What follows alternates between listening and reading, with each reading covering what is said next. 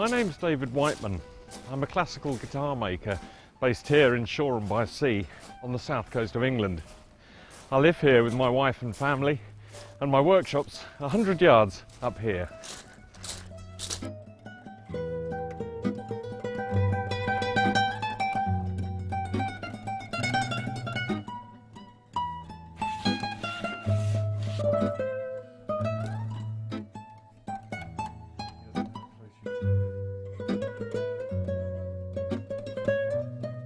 Oh, was that long enough? When I was about 13, 14, I picked up an old guitar that was lying around at home and started to play it, learned to play it. And I continued with that for a few years. And then when I was about 17, I suppose, I picked up a book called Make Your Own Electric Guitar from our local music library and was fascinated by all the pictures and the measurements and the diagrams. And it coincided with finding a large piece of timber washed up on the beach, which I took home and sort of looked at and realised that I could actually make a guitar out of this. So I made a very crude, solid-bodied instrument. And that really was the start of it. Within a few hours of beginning to make this instrument, I realised it was something I desperately wanted to do. I was fascinated by the whole process of working with timber and so on. And that was the start of it, really.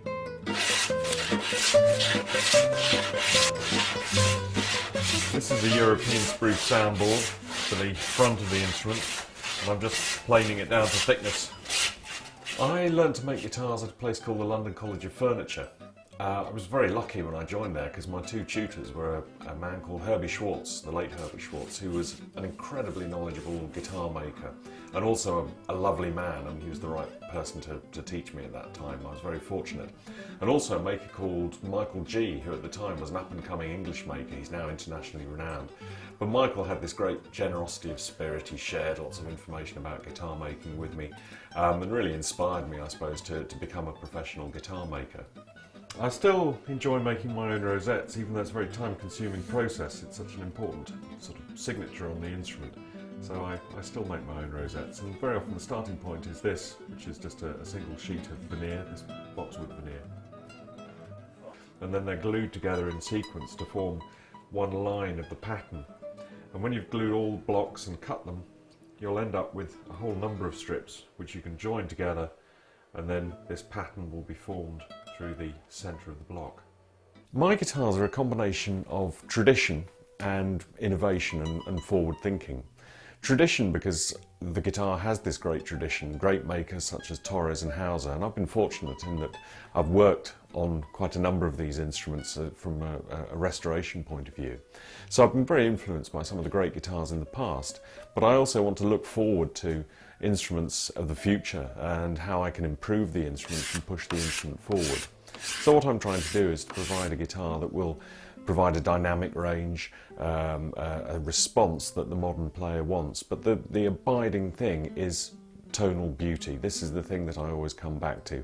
I'm looking for guitars that sound very, very beautiful.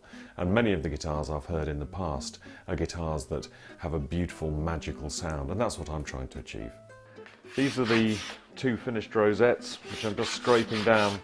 So I've got one smooth side, which will then be inlaid into the soundboard. The woods that I use are it's the starting point for any guitar, really. I suppose it's almost the guitar maker's blank canvas. I use some fairly traditional timbers like spruce and cedar for the soundboard and rosewoods and maples for the back and sides. Wood, though, is fascinating. I remember buying my first sets of timber maybe 20-25 years ago and bringing them home and just poring over them, looking at them, fascinated by the grain and how they sounded, because of course that was tremendously important from an instrument point of view. And whenever I go through my stocks of timber now, every piece of timber actually tells a story, because I remember where I acquired it. Some of the timber's salvaged from old furniture, or acquired from other makers or furniture makers. So the timber I use is the starting point and a wonderfully exciting part of guitar making for me. I finish my instruments with a finish called French polish, which is a wonderful natural finish. Very, very time consuming to do, but I love doing it. The people who acquire my guitars vary enormously, from professional players, music teachers, guitar teachers, through to people who don't play professionally or don't even play in front of an audience but just want a good instrument to help them musically. I've even sold a guitar to someone who'd never played the guitar before but saw one of my instruments and decided that he wanted to learn to play. It's very exciting when you hear one of your guitars being played, particularly for the first time, and particularly in a concert, for example, because you hear the guitar in a quite different way. And it's a wonderful moment after all the hours of building an instrument and thinking about it and putting an awful lot of energy into it, to actually hear an instrument being played and used by a musician to help them musically is a wonderful experience. Guitar making for me actually is a passion. It's something that runs through so many aspects of my life, and I can't imagine doing anything else. I continue to develop what I do. I'm always searching for that perfect instrument.